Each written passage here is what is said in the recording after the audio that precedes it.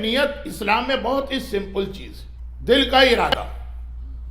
جب آپ گھر سے باہر نکلے، آج گاڑی میں بیٹھے کہ مغرب اور عشاء کی نماز پڑھنا ہے، آپ کی نیت آلریڈی ہو چکی ہے، صف میں کھڑے ہو کر آپ کو الگ سے کوئی نیت کرنے کی ضرورت نہیں۔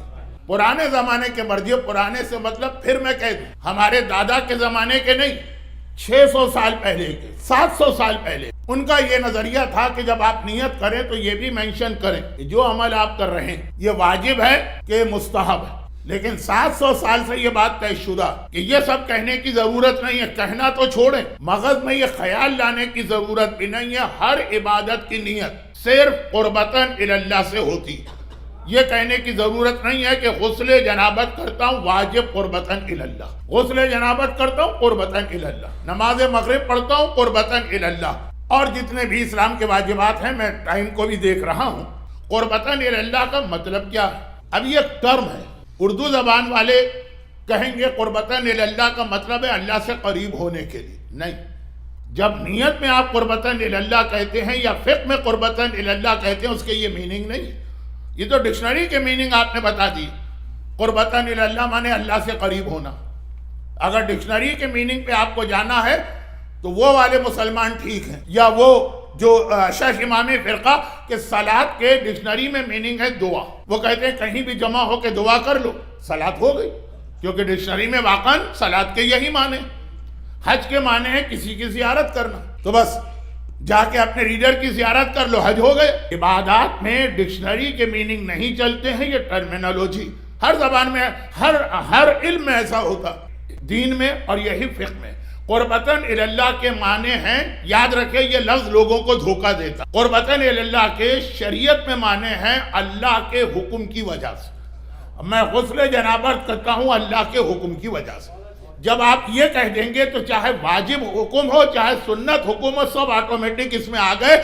آپ کو الگ سے دو کیٹیگریز بنانے کی ضرورت نہیں ہے، خالی اتنا کہہ دیں قربتاً اللہ، اگر وہ واجب غسل ہے تو اللہ اس کو واجب میں شامل کر لے گا، سنت غسل ہے تو اللہ اس کو سنت میں شامل کر لے گا۔ بعض پرانے مرجع، یہاں لفظ پرانے سے پھر مراد ہے 900 سال پرانے، وہ یہ کہتے تھے کہ آپ کسی بھی عبادت میں واجب اس وقت کہہ سکتے ہیں جب آپ کی نماز کا ٹائم بہت قریب، جیسے وضو کرتا ہوں، اگر نماز کا ٹائم بہت قریب ہے تب تو آپ واجب کی نیت سے وضو کریں گے، ورنہ آپ واجب کی نیت سے اگر وضو کریں اور نماز 1 گھنٹے کے بعد ہے تو آپ کا وضو غلط، اور اگر اسی وضو سے 1 گھنٹے کے بعد آپ نے نماز پڑھ لی تو نماز غلط ہوگی، یہی غسل کا مسئلہ۔